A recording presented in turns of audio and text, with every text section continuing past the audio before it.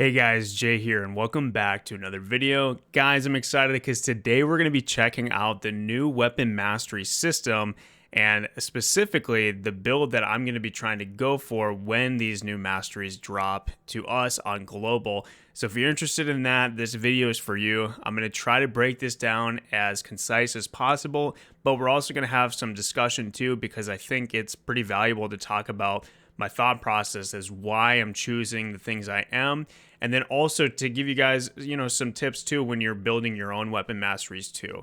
Because what you'll find is that really when we're going through this, there's going to be no end all be all of what the best weapon mastery is because it's very build dependent. And so what I mean by that is, say for example, you're stacking a lot of endurance, then you're going to be building a little bit differently than someone who's going to be stacking evasion. And that can go with cooldown speed, that can go with mana regeneration, all these different things for us as healers. So I want you guys to know that as we're going through this is just my first take at it. I've been doing a lot of, just experimenting on Questlogg, which is the website that has now updated the weapon masteries. So feel free to check it out for your guys' self so that you can experiment with some of the different things with the builds you guys are doing as well. And so without further ado, let's get right into it. We're going to start with the wand, guys. But before I do all of that, I'm going to give you guys the TLDR in case you just want to take a quick screenshot of what I'm doing for the wand and the longbow. So then you guys can just get right into, what you're doing. And so here's the wand, guys, real quick. And again, and then here's the longbow one as well. But we're going to be building through this throughout this video to kind of give you guys how I was able to land on these specific masteries for a pure healer, right? And so basically this link is going to be in the description too. So if you guys want to go check that out, feel free to do that. But this is going to be a lot of fun. I'm going to try to be, as concise as possible when we're talking about this because there's a lot. So I hope you guys will bear with me on that. And let's get right into it, starting with the wand. So as we're getting into the wand, right, there's so many different, masteries to choose from. There's so many different things that we can do, so many paths that we can take. And basically the way that I conceptualize a build for weapon masteries is first, I want to determine which path I actually want to go. And that's going to be dependent on if you want to be a pure healer, if you want to do some damage support style. But for this video, I'm going to be talking about it from a pure healing wand bow perspective. And so hopefully that kind of helps, give you guys the idea of why I'm choosing the things that I'm choosing. And so as I'm looking at this, first I'm going to be like, wow, I'm completely overwhelmed. But here's how I broke it down to make it a little bit more easy to understand, and then also kind of gives you guys a guideline of what you guys should be going for as well. So basically, how do we eat an elephant? One bite at a time. And the way I do that is at first I'm going to take a look at all of the epic weapon masteries here, and basically that is going to determine which path I want to go because these are going to be the most important decisions of the whole weapon masteries are these epic ones, in my opinion. And so basically, if I'm going for like a more damage build, then I'm going to go on this right side, which is looking at the Abyssal Touch, for example, does a lot of curse damage. And then also I get the Dream Demon, which gives me more utility when I'm using my sleeps and other curses too. And so just think about this side for the wand. This is going to be more your damage focused and utility focused, your damage focused, whereas the other side is going to be more utility and healing focused. And so basically for me as a pure healer, I'm more concerned with hitting Holy and High Priest because I want that cooldown and I want the increased healing as well. And so, if you guys have level 20 mastery already on your weapons, you're going to get all 200 points, which is going to be helpful for you guys to just cruise through these. But essentially, in terms of priority, which one should you go for first? Because for me, I'm going to be going for those two. I'm going to take from these trees over here, of course, but I'm not going to be going for those end game. So in terms of priority, it's going to be highly dependent on what you guys want to do. But for me, I'm just going to go for Holy because I want that raw healing percentage. For me, as you guys know, I restarted my account. And so basically, the more healing output I can do, the better. And so that's going to be where I'm going to go. But again, if you guys have 200 points, it shouldn't matter which side you go for first. Okay, so now that we have that, that's how I conceptualize my build. Now that I know I want to go for the holy first, I'm going to talk about how these trees work real quick, and then we'll get into it.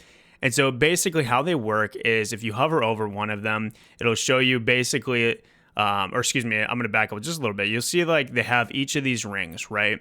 And basically you need to put points in to unlock those rings so that you can get the next stat point.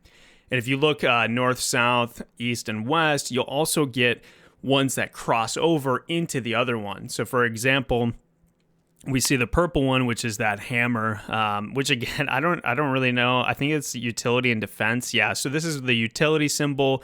And then what is this one? The tactical and attack. Yeah, so the tactical is the yellow one. The attack is the red one. Defense is the blue. And then the purple one is utility. And so basically you can feed points into here and it'll impact both sections of the tree. And so that's going to come into play as we're building this out. But basically as a pure healer, what I'm going to do is I'm going to evaluate, okay, which ones of these four, because again, I'm trying to go for that holy, which one of these four is going to be the most beneficial as a pure healer. Right away, I just see mana cost efficiency. So I'm going to click that and it gives me 10 automatically because we're on Questlogg. When you're doing this individually, like when it actually drops to global, then you'll have to individually put those points in. But you'll see that it'll be 10 out of 200 and basically times 10 whatever it says here. So if it says 0.3 or whatever, it's basically a 10% times 10 of whatever that is, which I guess adds up to 3.2%, which is cool. So basically that's how that works. Now, if I want to make it into the next ring, all you got to do is hover over and you'll see activation condition. It says common rank mastery points 10 of 30. So that means we have to use 30 points in this ring or the center one as well in order to activate this next ring. So pretty easy, right? So basically, okay, I'm going to look at the next one. So skill heal, and then I get a -3. So I'll talk about this real quick because this is going to be kind of the framework for how I look for different masteries. Is basically when it gives us a positive and a negative, I want to evaluate, okay, is the positive worth more than the negative? And so basically for me as a pure healer, I don't really use sleep too often in my builds. I'm looking at this from a guild versus guild PvP perspective, and I don't really like using sleep as a pure healer in large scale PvP because I just don't want to get close. I don't really want to get close to the enemy. I don't want to get in range where, if I get a sleep off, great, but then if I die, then I can't heal my team. And so I'm okay with going the skill heal route and losing some of that sleep chance because, again, I don't use that. Now, if you're in arena, you might want to switch this around a little bit because you probably are using your sleep where it's 3v3. So now you'll notice, okay, I have 20, so I was able to unlock the Selfless Fury, which for me, I'm not going to use this because this is more of a damage spell. And again, as I'm going through this, guys, I'll kind of just quickly go over why I'm not using it, but I'm not going to go too in depth so I can, make this video concise. And then also, I need 10 more points to get to this next ring. So I'm going to look at, okay, what's my next best one? I have silence resistance, sure, but mana regen I think is pretty solid. Eventually, I think we do add into that, but I just want to get to this ring so I can get to holy as quickly as possible and then fill out my points as I need. Great, so now we unlocked this next ring, which is awesome. And so basically now what we do is we look at, okay, what's the best one here? Again, from my perspective as a pure healer, let's just go for skill heal right away to give us that. And basically, in order to get this, we need to use 30 points again. So basically the process repeats. And so basically I'm going to look, okay, max mana, I got no negatives here. Max mana, but I lose that health regeneration, so I might not want to go for that right away. And then finally, magic defense, stun resistance. This looks like a really solid one, so I'm just going to click that right away too. And so now, as you guys can see, I opened up this utility, a wand utility, and I'm going to go over this real quick because this kind of confused me. So if you guys have a better take on it, let me know in the comments. But it says the night effect of Devotion and Emptiness, which is one of our passives, improves by 20%. During the day, it remains at 50% of the original effect. When applied together with Light of Devotion, the 20% improved effect is always retained. So if you guys were not aware, the Light of Devotion is down here, which we will end up going down this tree to hit High Priest. But I just wanted to briefly talk about it. Essentially, my take on this is that if you guys remember from Devotion and Emptiness is one of our passives where during the day it increases our skill healing, and then at night it increases all of our endurances. And so basically this increases that endurance by 20%, but during the day it remains at 50% of its original effect. So the way I see this is, so basically when we put this passive on, when we're using Devotion and Emptiness, it actually takes some of that endurance that we get at night and applies it during the day, but it's cut in half. That's the way I take it. It's a little bit confusing on how it's worded. And then, so yeah, it just says during the day, it remains at 50% of the original effect. So does that mean we take half of the endurance at night and apply that during the day? Or does that mean it's 50% of the additional 20% it improves at night and, remains at 10%? I probably made it more confusing, but I hope that there's some clarity on this. So if you guys have that, let me know. But either way, I think it's good to take because it gives us that additional percentage on the passive that I like to use. So I'm going to use that there. Okay, so now we still need, we need a little bit more points. We need 20 of 30 right there. And so basically we used that. And so I'm going to look at the next ones, and it looks like for this, max mana. Why not? We're going to get max mana because it has no negative effects to us. Boom, now we opened up this next ring, so we're a couple steps closer. And so now all we need to do is take a look at, okay, which ones are the best here? I got all that critical hit chance, which is awesome. Skill heal, great. And then the sleep chance, again, guys, like the sleep chance, I don't really care about mana regen, skill heal with the debuff. So I'm just going to go for skill heal and debuff because this is just really helpful overall. And then also I'm going to go over to the skill heal, or sorry, the skill heal sleep chance, because again, I don't care about sleep chance in a guild versus guild, but that is my build specifically. So you guys could go over something different. And with that, now it opens up our epic and this rare one as well. I don't really care too much for the chaotic touch because this for me seems more like a DPS thing. However, or with that, it also seems like a PvE thing because it says to a monster target. So I'm not sure if that means, if it's just monsters in a PvE environment or if this would apply in PvP. If this was PvP, then it might be a pretty valuable one. But I think that because it's a PvE sort of thing and I'm GVG focused right now, I'm not going to really care for it. I'm just going to go right into Holy, which gives us that 7.2% of healing, but it also decreases our curses. So remember that, guys. Pure healing, we just want that healing. We don't care about curses as much. So now moving in, so now that we have Holy, right, what I want to do is you could fill these out with your points and get all the better ones. But what I like to do next is I like to make sure I'm getting my next epic. And so I'm going to go right into the defense tree over here. And so basically what I need to do again is I've already unlocked all of these trees, right? Because we use the point system, or I'm sorry, I unlocked all these rings. So I don't have to worry about rebuilding it back up. However, if you do want these extra passives in between, you do have to build each ring. And so basically, like for example, I could click those two and I get this, but it completely skips Light and Devotion. So I'm just going to go right down here and look at, okay, which one is good. Healing received with the magic hit chance. Again, like magic hit chance, that's a lot of us for pure healers. All of our magic is going to be used as healing skills versus offensive skills. So I'm okay with taking that. And then also I'm looking over here at the max health evasion. I'm just going to go for this because it gives us max health, which is really nice. And then also healing received, I think is really good. You could switch that out with the damage reduction and silence resistance, instead of using the magic hit chance and healing received. So we could go for that as well. I think in my build, I kind of switch between those two. So you guys go which one, whatever you want. And then basically, guys, we're going to go for the Light Devotion because, again, it couples with the Eye of Emptiness. And I'll read it. The day effect of Devotion and Emptiness improves by 20%. So during the day, we have, I think it's like 30 or 40% healing increase when we get level 5. And so with this, it'll increase that by 20%, which is crazy. And then at night, it remains at 50% of the original effect. Again, if we combine it with the other one, then it's used. The 20% improved effect is always retained. So I'm assuming that when night comes, then we get part of that healing increase.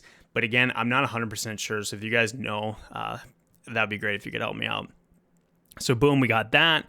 Again, I'm building endurance for my builds, especially in tier 2, so I'm not worried about evasion. And so then the next one we want to look at, okay, what's going to help us get our next couple passives? So I'll look at these. Again, I don't care about evasion. Weaken chance, don't really care about, but melee defense I do care about, so I'm going to grab that. And then this allows us to open up for Holy Ghost Touch. Now what this does, really interesting, and this is totally a debate on what you guys want to do with it. Basically, Wraith's Beacon is that one curse spell that when you throw a curse on a target, it'll basically do some healing within that AoE kind of area. But now it changes to boosting the effect of Clay Salvation, Invincible Wall, and Fountain of Life by 8%. I think anything that will improve our healing skills and our defensive skills is valuable. So I'm just going to go for it because it just gives us more raw healing and more defense. Excuse me. So I'm just going to go for that. Again, over here, that's where the passives end up. So now we're looking at the next couple ones. Again, now I have enough to get my High Priest, so I can just automatically click that if I want to. But I also am looking at this Guardian spell too, because we have a couple more points that we can use. So before High Priest, I'm going to look at all of these one more again. And honestly, the skill damage resistance plus buff duration is huge. That's really good for us, and so we want to use that. And then that allows us to jump on Guardian Spell. Now, this is one, again, that could be up for debate on your playstyle and your build. So basically, it says applying Enchanting Time enables you to pass through the target, additionally absorbs 400% base damage. The duration changes to 6 seconds. So originally, I think you can make it go up to like 13 seconds, and this will make it go down to 6. But I think if you add the time on it, it'll add even more seconds, so you have like 9 seconds of that. So anyway, with this is gonna, again, totally be up to you, but I see the value of this in guild versus guild, especially during siege. Say you are in the party where your guild leader is taking the throne and you really need them to survive, I would throw this on them because it'll absorb 400% base damage, and then it also enables you to pass through the target. So the way I see that is, you know how you guys get collision when you're running through your teammates and running through enemies and stuff like that? I think this allows you to run through them. From what this says, which could be really helpful, especially when you're on those golems that help you jump over the walls, and it gets really annoying when you're getting pushed off by everyone else. So this could be helpful for that, but I think this is really valuable. And so honestly, the other, Enchanting Time gives them that higher damage. So maybe if you're in, again, a smaller scale environment, you want to just increase the damage of your DPS, you can throw this on there, and then that gives them that skill damage boost. But for guild versus guild, I'm going to kind of take this for that decreased damage. And then finally, the High Priest, because we want that cooldown as much as possible, which is really good for us as healers. All right, so cool. We hit all of that, but we still have 60 more points, which is really nice. And so basically, we're able to hit this whole tree. We got a lot of good skills. So now we're just going to kind of fill everything out to what I think is valuable. And so basically, right away, I'm going to look at this one. So you'll notice that it says that we have minus magic heavy attack chance, but then we also have magic endurance. So I'm going to click this, and the reason why is because I want all of that endurance, even though I lose some of that heavy attack chance, but there's one over here that actually essentially negates that magic heavy attack chance drop while still giving us the endurance. So that's why I'm going to bring this one, and then I'll talk about the other one in a second. So look at all these. Don't really care about a lot of these. However, I see cooldown speed, mana cost efficiency. I don't really want to lose mana cost efficiency. I already got a lot of cooldown speed from this, and so I would rather not lose mana cost efficiency. Yeah, it's not going to be the end of the world because, as you can see over here, it'll kind of just level out. So you could do that to, level out your cooldown speed and mana cost efficiency, but I'm just going to keep it there for now. And now I'm going to look at all of these, and to be honest, guys, I'm not really impressed with any of these for us as pure healers, because these are all damage. So basically, I'm just going to kind of skip this whole section for now, and I'm going to go over to the attack side. So the attack side has some pretty good ones, I think. And the first one is that range. So basically, we're able to increase the range of our skills, which is really helpful. And then helps us keep our teammates up. And then with that too, we also get the skill damage boost plus the buff duration. So go for that one as well if you guys can. And then also I'm going to go for, so this is the one where I was talking about with here. So this one says plus 72 magic heavy attack chance. And then it gives us that evasion, which again, like I'm not building evasion, I'm building endurance, which I know heavy attack chance can kind of negate that. So this could be a debate, but I picked this one because it levels out the magic heavy attack chance that we lost. And basically we still get plus 36, which I think is pretty cool. So we still have 180 left. And so basically I remember back to all these other ones over here. And so this one's really good because we get that critical hit chance plus a silence resistance, which is just awesome.